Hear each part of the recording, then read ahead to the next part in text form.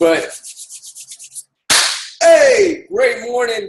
Welcome to Triple M, you guys. Monday morning motivation. Super excited. I'm your host, Aubrey Clarke. Roxy will be joining us in a second. And I'm excited because we're fresh back from the beautiful San Antonio. Such a beautiful place out there. We had the opportunity to go out there this weekend for some of our team members and friends' wedding. We got to see some of Roxy's family, and we got to see some of the local Herbalife team and our bigger team. So it was awesome, and San Antonio is beautiful. So if you ever get a chance, check it out. The Riverwalk is awesome. This place called Expectation is really good. They had Reese's peanut butter pancakes. Now, you get one treat meal a week when you focus on your Herbalife, but use it wisely because that thing was amazing. So without further ado, you guys, we're going to be getting started on this week's video for Triple M Monday Morning Motivation like we do every week. We're going to be listening to a video about how to talk to people better. And I saw this video. It's a TED Talks. TED Talks is like a convention that goes around, get the top ideas from the top minds around the world. So in this, it said, if in your job or career, you must learn and be able to talk to people well, then this is going to help you. So for us in Herbalife, if you're in Herbalife, of course, this is going to help us. But I want to let anybody know, whether you're in Herbalife or not, people skills are always going to be key for you. Whether you do retail or whether you're a software engineer, it doesn't really matter because everything in life is the value you give to others. You can't base, if you're like, hey, I want to do this thing and I'm going to only base it on the value it gives to me. That doesn't really work because your money and income and finances are based on the value you give to others, but you got to be able to talk to others. You have to be able to communicate effectively. And this is going to be a video that helps you do that. Get your notebooks out. Let's take some notes. I'm excited to hear what you guys think because different perspectives, all of your guys' perspectives bring value, and the different lenses give us a great contrast. So without further ado, let's get into our video by TED Talks, how to talk to people better. Let's get it. Orlando always has perfect timing. Let's get it. All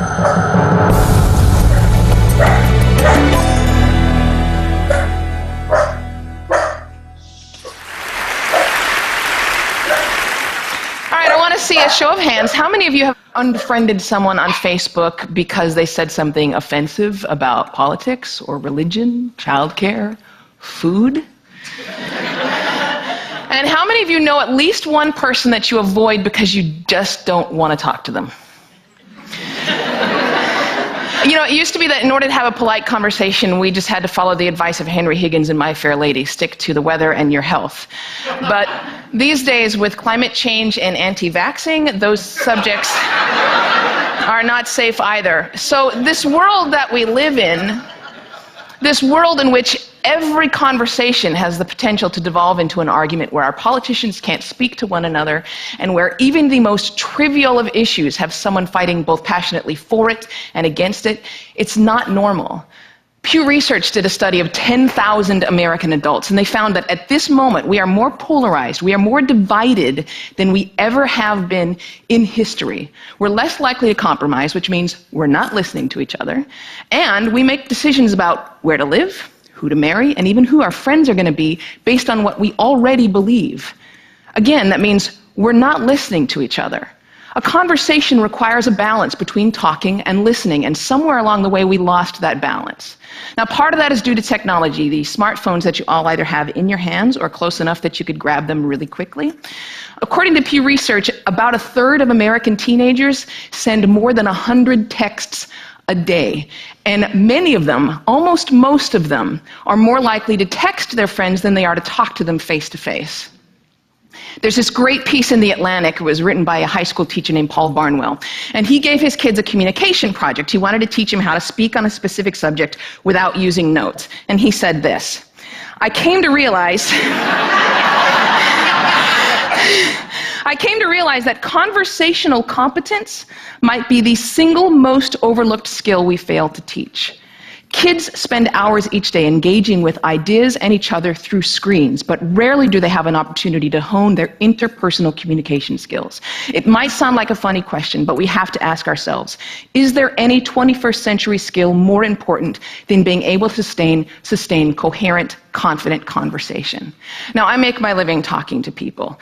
Nobel Prize winners, truck drivers, billionaires, kindergarten teachers, heads of state, plumbers. I talk to people that I like, I talk to people that I don't like, I talk to some people that I disagree with deeply on a personal level, but I still have a great conversation with them. So I'd like to spend the next 10 minutes or so teaching you how to talk and how to listen. Many of you have already heard a lot of advice on this. Things like look the person in the eye, think of interesting topics to discuss in advance, nod and smile to show that you're paying attention. Repeat back what you just heard or summarize it. So I want you to forget all of that. It is crap.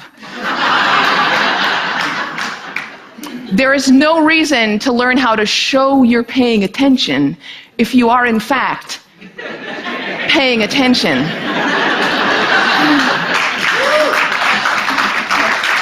Now, I actually use the exact same skills as a professional interviewer that I do in regular life.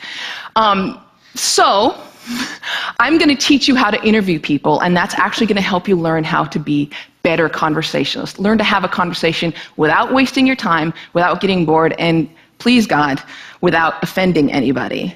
We've all had really great conversations. We've had them before. We know what it's like. The kind of conversation where you walk away feeling engaged and inspired, or where you feel like you've made a real connection or you've been perfectly understood. There is no reason why most of your interactions can't be like that. So I have 10 basic rules. I'm going to walk you through all of them, but honestly, if you just choose one of them and master it, you're already going to enjoy better conversations. Number 1, don't multitask. And I don't mean just set down your cell phone or your tablet or your car keys or whatever's in your hand. I mean, be present. Be in that moment. Don't be thinking about your argument you have with your boss. Don't be thinking about what you're going to have for dinner. If you want to get out of the conversation, get out of the conversation. But don't be half in it and half out of it. Number 2, don't pontificate. If you wanted to state your opinion without any opportunity for response or argument or pushback or growth, write a blog. Now, there's a really good reason why I don't allow pundits on my show, because they're really boring. If they're a conservative, they're going to hate Obama and food stamps and abortion. If they're a liberal, they're going to hate big banks and oil corporations and Dick Cheney. Totally predictable. And you don't want to be like that. You need to enter every conversation assuming that you have something to learn. The famed therapist Eb Scott Peck said that true listening requires a setting aside of oneself. And sometimes that means setting aside your personal opinion. He said that sensing this acceptance, the speaker will become less and less vulnerable and more likely to open up the inner recesses of his or her mind to the listener. Again, assume that you have something to learn. Bill Nye, everyone you will ever meet knows something that you don't. I put it this way, everybody is an expert in something. Number 3, use open-ended questions. In this case, take a cue from journalists. Start your questions with who, what, where, when, why, or how. If you put in a complicated question, you're going to get a simple answer out. If I ask you, were you terrified? You're going to respond to the most powerful word in that sentence, which is terrified, and the answer is, yes, I was, or no, I wasn't. Were you angry? Yes, I was very angry. Let them describe it. They're the ones that know. Try asking them things like, what was that like? How did that feel? Because then they might have to stop for a moment and think about it, and you're going to get a much more interesting response. Number 4, go with the flow. That means thoughts will come into your mind, and you need to let them go out of your mind. We've heard interviews often in which a guest is talking for several minutes and then the host comes back in and asks a question which seems like it comes out of nowhere or it's already been answered. That means the host probably stopped listening 2 minutes ago because he thought of this really clever question and he was just bound and determined to say that. And we do the exact same thing. We're sitting there having a conversation with someone and then we remember that time that we met Jackman in a coffee shop. And we stop listening. Stories and ideas are going to come to you. You need to let them come and let them go. Number 5, if you don't know, say that you don't know. Now, people on the radio, especially on NPR, are much more aware that they're going on the record. And so they're more careful about what they claim to be an expert in and what they claim to know for sure. Do that. Err on the side of caution. Talk should not be cheap. Number 6, don't equate your experience with theirs. If they're talking about having lost a family member, don't start talking about the time that you lost a family member. If they're talking about the trouble that they're having at work, don't tell them about how much you hate your job. It's not the same. It is never the same. All experiences are individual. And more importantly, it is not about you. You don't need to take that moment to prove how amazing you are or how much you've suffered. Somebody asked Stephen Hawking once what his IQ was, and he says, I have no idea. People who brag about their IQs are losers. Conversations are not a promotional opportunity. Number 7, try not to repeat yourself. It's condescending and it's really boring. And we tend to do it a lot, especially in work conversations or in conversations with our kids. We have a point to make, so we just keep rephrasing it over and over. Don't do that. Number 8, stay out of the weeds. Frankly, people don't care about the years, the names, the dates, all those details that you're struggling to come up with in your mind. They don't care. What they care about is you. They care about what you're like, what you have in common. So forget the details. Leave them out. Number 9, this is not the last one, but it is the most important one. Listen. I cannot tell you how many really important people have said that listening is perhaps the number one most important skill that you could develop. Buddha said, and I'm paraphrasing, if your mouth is open, you're not learning. And Calvin Coolidge said, no man ever listened his way out of a job. Why do we not listen to each other? Number 1, we'd rather talk. When I'm talking, I'm in control. I don't have to hear anything I'm not interested in. I'm the center of attention. I can bolster my own identity. But there's another reason. We get distracted. The average person talks at about 225 words per minute, but we can listen at up to 500 words per minute. So our minds are filling in those other 275 words. And look, I know it takes effort and energy to actually pay attention to someone. But if you can't do that, you're not in a conversation. You're just two people shouting out barely related sentences in the same place. You have to listen to one another. Stephen Covey said it very beautifully. He said, most of us don't listen with the intent to understand. We listen with the intent to reply. One more rule, and number 10, and it's this one. Be brief.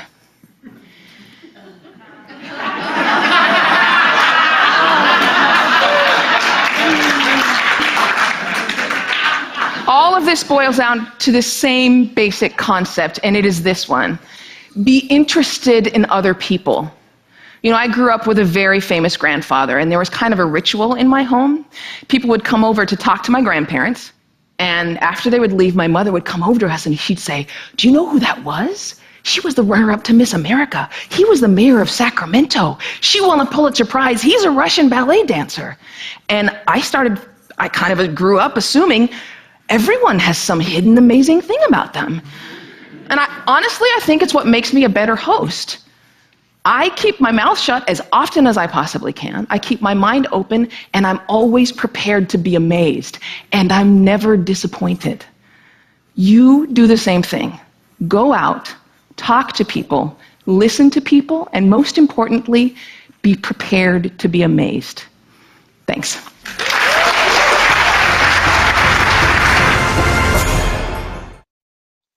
All right, that was awesome. A little different. Let's suppose that you're a lot of great nuggets. So we're gonna start with Roxy. What did you get? I am still writing. Okay. But I can go. Let's get it then. Okay. Hi, you guys. Happy Monday. So some of my biggest takeaways, I love when she was talking about being present and not to be half in and half out in a conversation. And I remember reading this in a book. I can't remember what book. And I think it was referring to our ego and how in conversations we'll be listening, semi-listening, but we're not totally engaged in the conversation because we are thinking about what we're going to say next, or you're thinking about what you're going to do. So we're never fully present inside the conversation, and we're just like out here, and then you respond, and then it's just like a very shallow conversation.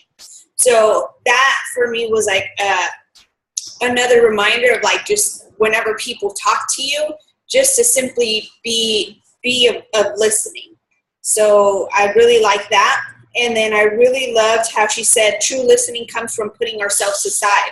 You know, don't try to relate, or not necessarily relate, but whenever, don't equate your experiences with someone else. Kind of like she said, if somebody just lost their family member, don't say, I know how that feels, because every single experience is going to be different. And some people just need you to listen. Because then, even then, if you start to say, hey, I've had that experience, and again, you start to make it about you and not about the person.